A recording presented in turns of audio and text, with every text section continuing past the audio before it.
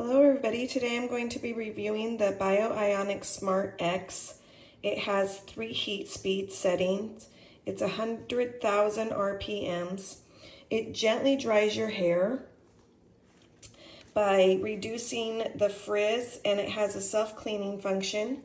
It is just like the curling iron and straightener because it has the moisturizing heat technology, which leaves your hair softer, shinier, and smoother. I have really thick hair, and I really like this because it dries 75% faster than other blow dryers.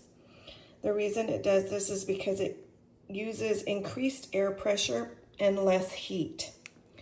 And you turn it on right here, and there's your heat settings. It has 3 different for each.